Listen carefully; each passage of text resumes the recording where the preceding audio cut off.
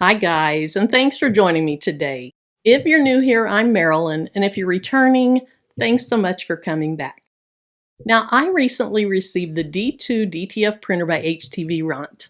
I've been playing around in it, I've learned a lot about it, and I want to share that with you today. So in the video, even though we're going to make this DTF shirt, the focus of the video is how you take your design into HTVRont D2 software, as well as what settings I changed to get the best print that I can get. To be able to use the software that runs the D2, the machine has to be turned on. To turn it on, there's a button on the back left that you push. But even if it's not technically turned on, the machine will still go through the circulation and printhead cleaning processes. That is, as long as the machine's plugged in. Now that I've turned it on, the machine goes through a printhead cleaning process. This process sounds kind of like what I think a wounded cow would sound like. At first I was a little bit alarmed, but now I understand that's just the sound this machine makes. Now that the startup process is complete, let's open the software. The software that runs the D2 is called LockLick Idea Studio, and it's a really easy software to navigate. Unlike other DTF printers, no dongle is required, and you can run it simply through the software.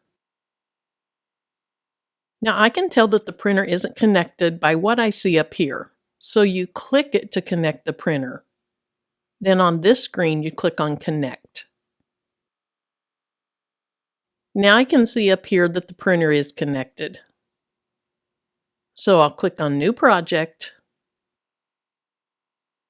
then on Upload. I want to upload this God Bless America image, so I double click on it. Now that it's in the software, I can see that there's a lot of empty space around it, so I want to crop it.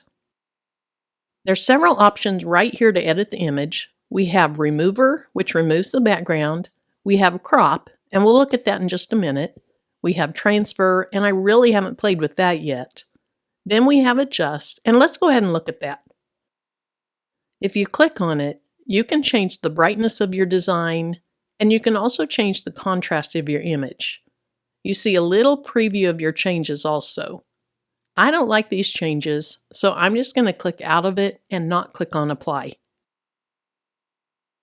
Then we have an Enhanced Clarity feature, and the software uses an AI feature to do this.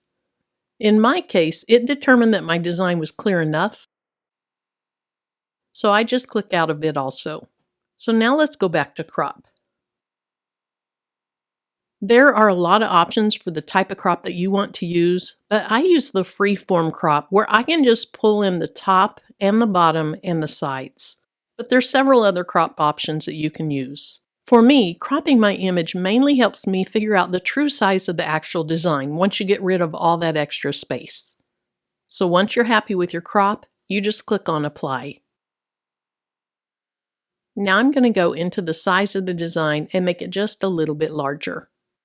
After that, I'm going to go ahead and rotate the design so I don't waste a lot of film. So I can use the up or down arrow here to rotate it, or I can simply type in a value to do it more quickly. Now I'm going to move the design up a little bit. At this point, I'm ready to move on, so I click on the Make tab. This takes us to another screen where we can adjust the print settings. Also notice that clicking on Make mirrored my design, which you definitely want to do with DTF. So let's look at the settings. The first one, the print mode, is asking about print quality. You can go with standard quality or high quality, and I go with high quality. Then you can select your DPI, or dots per inch. I go with the higher DPI. Then you select your print speed. There's high, which means fast, medium, and low or slow. I like to slow it down just a little bit, and I use that medium speed. After this, you have the option to feather. You can turn this off or leave it on and choose your setting. As I understand it, feathering decreases the ink laid down toward the outside of your design to decrease its thickness toward the edges. I use a value of 80.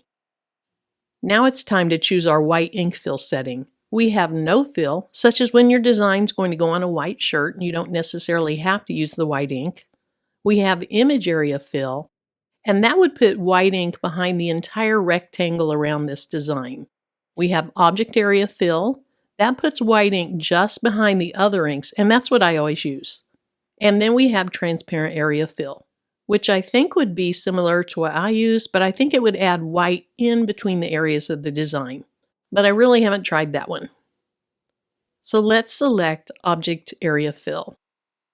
Now we have the chance to shrink our white layer, and this can be really helpful so that you don't have that white ink peeking out from around your design. You can actually make the white ink layer larger than the design, but I want to go to the negative side and make it just a little bit smaller than the design. So I'm going to put this at -3. Then I can adjust how much white ink goes on the back of my design. The white ink is what makes it where you can put a DTF design on any color of shirt that you want. It makes those colors pop. I've played with this quite a bit, and I've found that I can actually pretty easily go to 50% coverage, but I'm going to go ahead and select 75% coverage for our design today. At this point, I click on Add to Task. Then it goes to my task list, and to print it, I click on Start. This print took just over 2.5 minutes to print at the medium speed. There's a cutter here, so you can just bring the film out past the cutter and slide the cutter across the film to cut it. I find that I need to hold the film tight for it to work well though. And I like to dock this cutter on the left side because I seem to have more space there for it. Now this was the first print of the day, and when I take the design off the printer, I can see that it took a little bit before that ink really started flowing well. And if you look from the front, it doesn't look great from there either. So let me show you what I often do when just getting my printer started for the day. First, I'll delete this print from my task list by clicking on the trash can, and then I'll click out of this screen. This takes me back to my settings page. I'm going to cancel out of this page so that I can work with the design some more. So I'm going to move this design down a little bit and then make a copy of it. I want to make a really small clone of the design.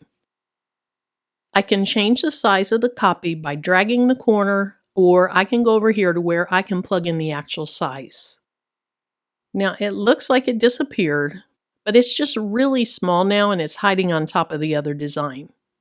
And I want to move it up to where it's higher than the main design so that it will print first and get that ink flowing well before it gets to the main design. But I am going to move them around so that it's off to the side of the main design also. To print two things together, you have to have them both selected. So I'll go ahead and do that, and then I'll click on the Make tab again. And I'll change all those settings back to what I want them to be. I'm pretty sure that in the software you can make a couple of presets so you don't have to change these settings each and every time. So I'm going to look into that, and if it's possible, I'll figure it out and I can make a video on that as well. Or if you know how to do it, let me know in the comments. Now I wanted this video to focus on how to manipulate through the software to make great prints, so I'm going to speed through this part. But after the image prints, you put DTF powder on the back. This powder acts as the adhesive between the ink and the garment you're putting it on. Once I put the powder on, I rock the film back and forth to make sure all areas of the design are covered. Then I tap off the excess powder. At this time, the back of the design just looks like there's some sugar or salt on it. Next, I cure the print. That just means that I'm melting the adhesive powder, that DTF powder, so that it's a single, slightly lumpy layer on the back of the design, but it is still a solid. So now it's time for the exciting part of the video, and that is to press the design onto the shirt.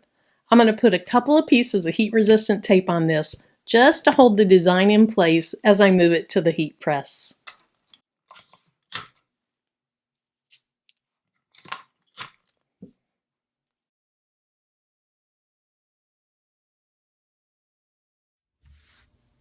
We're going to press this at 325 degrees for 15 seconds.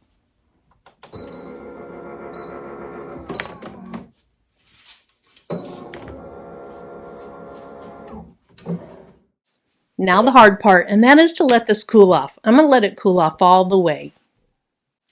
Okay, it might be a little bit lukewarm, but I think it's going to be fine. So I'm just going to pull up on the bottom and then roll it backwards, and that looks really cute. I just hope it's straight. Now I'm going to do a second press. I always do the second press.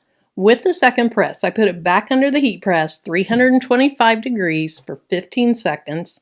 10 seconds would be fine, but I cover it with a piece of parchment paper. That really helps set the DTF into your shirt.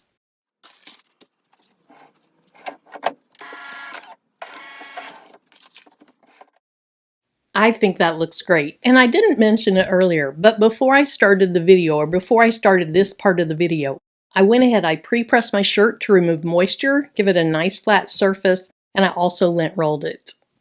So let's see what it looks like. So here's what the shirt looks like. Simple design, but I think it makes a nice statement. Thank you so much for joining me today. I hope you have a great rest of your day, and until my next video, bye-bye.